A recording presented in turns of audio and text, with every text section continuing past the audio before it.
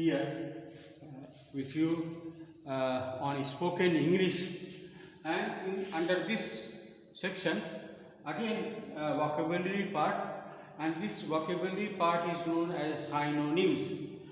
Synonyms are the words which are similar in meaning, similar word and similar in meaning.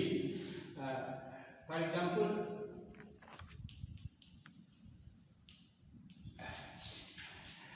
if you say you are happy, so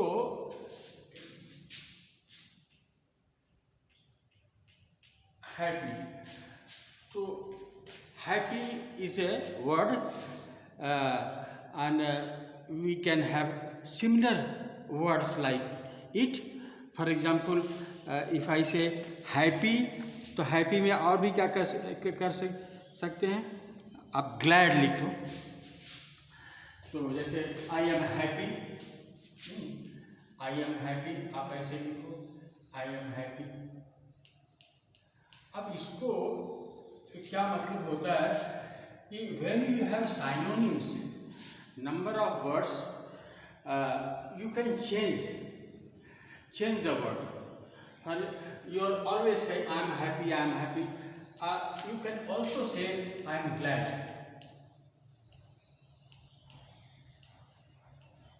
You can also say I am elated.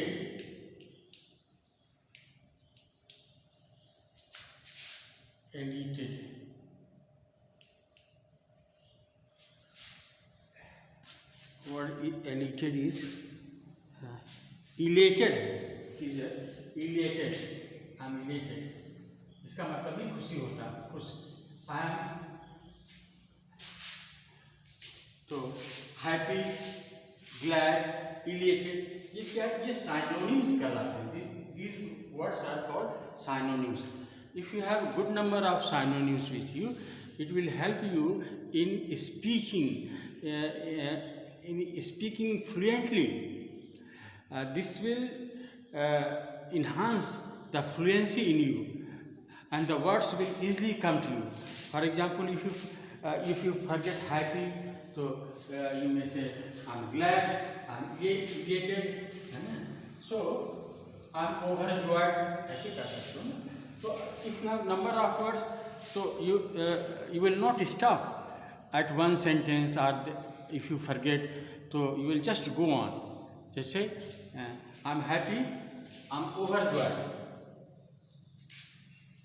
I'm happy कर सकते हो.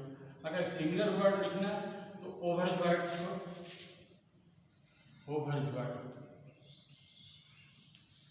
I'm elated, I'm glad. तो इसको बोलते हैं synonyms. तो synonyms it is important from many points of view. Here it is important to increase your fluency. आप धारा प्रवाह बोले, आप रुकेंगे नहीं. Suppose one word you forget, another word you remember, you can replace another word at the place of this word. So it is imperative to you to know synonyms. A good number of synonyms you have, at least some popular words. For example, if I say popular words means some, जैसे happiness बोल दिया, खुशी, तो दुख, खुशी, आश्चर्य, इस तरह के जो पॉपुलर वर्ड्स हैं उनके साइनोनिम्स आपको अच्छी तरह से आने चाहिए. तो let us take one by one some synonyms. For example angry, there is one emotion angry. अगर एंग्री है, एंग्री मतलब होता है नाराज होना. तो एंग्री होता है तो नाराज. तो इसके बदले क्या क्या लिख सकते हैं? एंग्री तो आप क्या लिखोगे? Furious, irritated, annoyed, frustrated. आप इसके जगह लिख सकते हो फ्यूरियस. फ्यूरियस मतलब गुस्सा. इरिटेटेड, चिड़चिड़ा, इरिटेटेड. फ्यूरियस हो गया, इरिटेटेड हो गया, और क्या हो गया? Furious, irritated, annoyed, frustrated. Annoyed,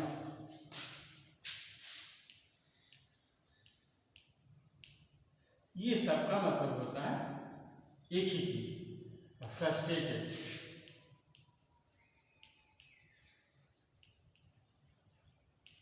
तो हम इसके जगह जो है इनका भी इस्तेमाल कर सकते हैं। जैसे ही इज एंग्री, आप लिख सकते हो he is furious, he is irritated, he is annoyed, he is frustrated. तो this will help you in influencing matter. If you want to have fluency goal in English, so you should know many more these synonyms of a word. So this is of angry. So likewise storm, जैसे भूखा रहना, तो उसकी क्या होता है, जैसे he is starved, वो भूखा है, तो उसको हम उसको क्या कहेंगे, हंग्री। अगर if you are so hungry,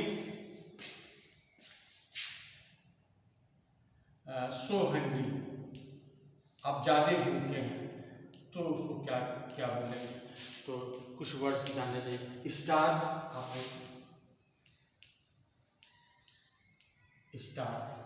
भूखा, स्टार एक तो वर्ड हो गया, स्टार हो गया।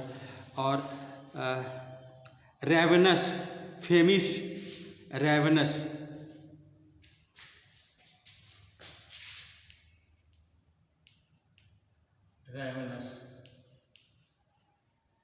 फेमिस, तो ये सबका मतलब होता है भूखे से। तो ये सब कॉमन वर्ड्स हैं, ये जनरल यूज़ के वर्ड्स हैं।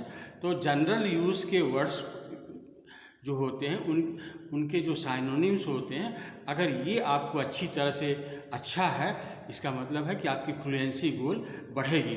आप जो है आपकी धारा जो है रुकेगी नहीं बोलने में। तो और एक तो ये इसका अर्थ होता है, और दूसरी चीज़ ये होता है एग्ज़ाम में भी पूछा जाता है। इसीलिए इसी खास वजह यही है कि एग्ज़ाम में इस चीज़ को पूछा जाता है। इसका मतलब हुआ कि आपके पास जो है वोकैबुलरी है, आपके पास जब वोकैबुलरी है तो आपकी फ्लुएंसी हो सकती है, होगी। अब देखते हैं दूसरा चीज़, स्मेली। स्मेली मतलब दुर्गंध देने वाला सर, स्मेली जो स्मेल करता है, तो उसका क्या हो सकता है, स्मेली।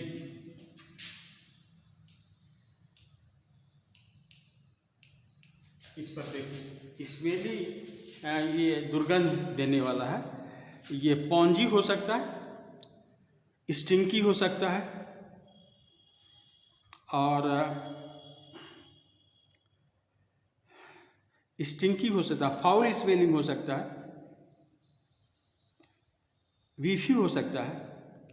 देखिए पौंजी मतलब बदबू करने वाला पौंजी,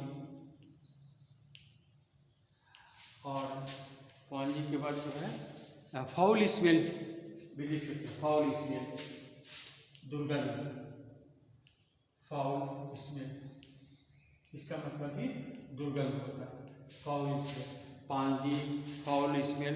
और फिर क्या हो सकता है, स्टिंकी और वीफी।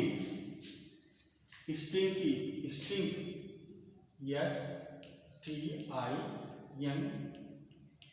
दुर्गंध से भरा हुआ, स्टिंकी, पौंजी, फाउल स्मेल, स्टिंकी और वीफी।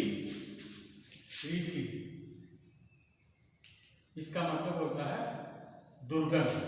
तो आप जो है स्मेली की जगह जो है इन सबों का प्रयोग कर सकते हो। तो आगे बढ़ते हैं।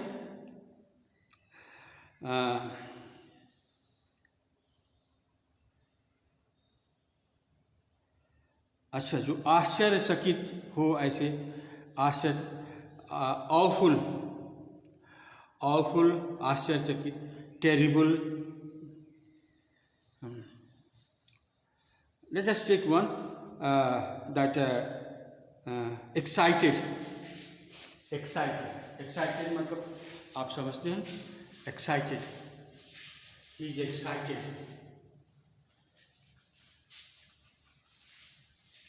उमंगित होता है, एक्साइटेड, उमंग से excited.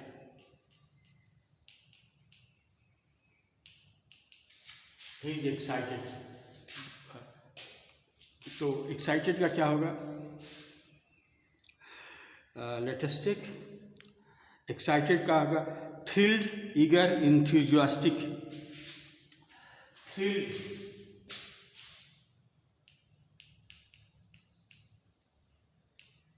Eager,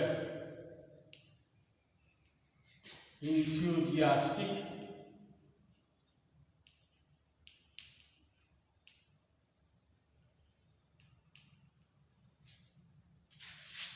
enthusiastic, thrilled, eager, enthusiastic,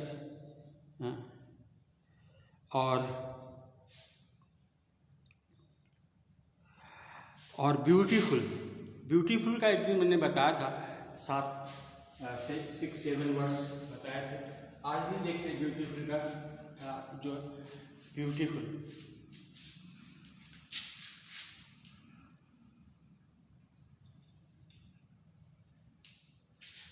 beautiful का कुछ आप देख सकते हो।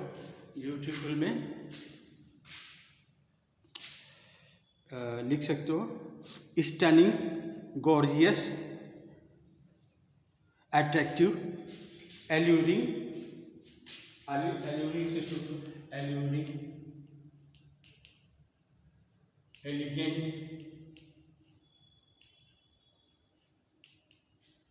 स्प्लेंडिड,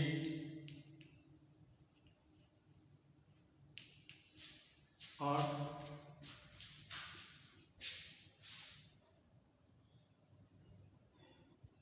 स्टनिंग, स्टनिंग भी होता है।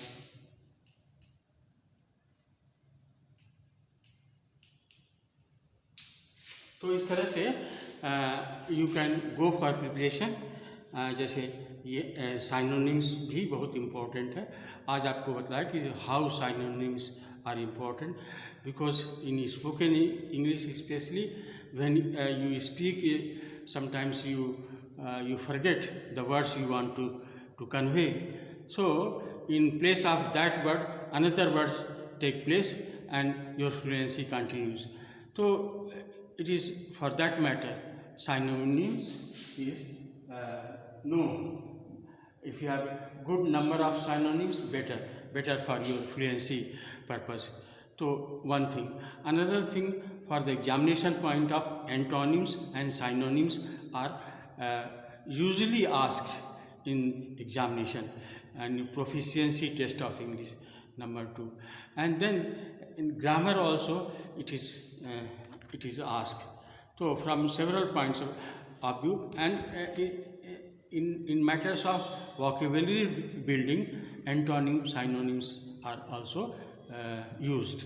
So they are very important, and you should try. We cannot go for many words on blackboard, but the important one you can ask. जैसे bossy, bossy मतलब जैसे he is bossy, इसका मतलब he is a domineering, he is a authority, आप इसको कह सकते हो। तो जो bossy का मतलब होता है कि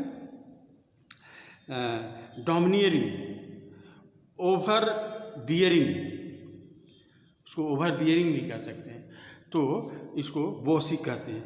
फिर इंटरेस्टिंग है, जैसे इंटरेस्टिंग मतलब होता है रुचिकर, तो रुचिकर के भी आपको 2-3 तो साइनोनिम्स जानना चाहिए। क्या लिखेंगे? फैसिनेटिंग आप लिख सकते हो, फैसिनेटिंग। और क्या लिख सकते हो?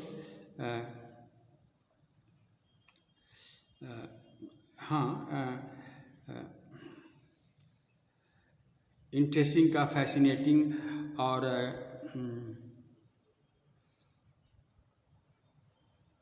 इंटरेस्टिंग, अट्रैक्टिव,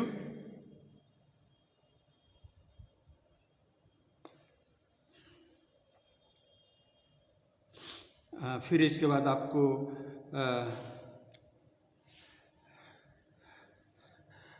स्केयर्ड, पार्टिफाइड, फिर इसके बाद जो है एक्साइटेड, हैप्पी हो गया, हैंग्री हो गया, फिर एंग्री हो गया, फिर एग्जॉस्टेड, एग्जॉस्टेड, बियरी. तो these are many words of which synonyms are needed in good number. So in good number, if you have synonyms, and also good number in antonyms, that means it will help you in vocabulary building. Number one, it will help you in fluency goal. Number two, it will work in grammar and composition part, or in proficiency test. So guys, in many ways synonyms are important. So this is all for today. Thank you. I will be meeting again with the next chapter. So till then, bye.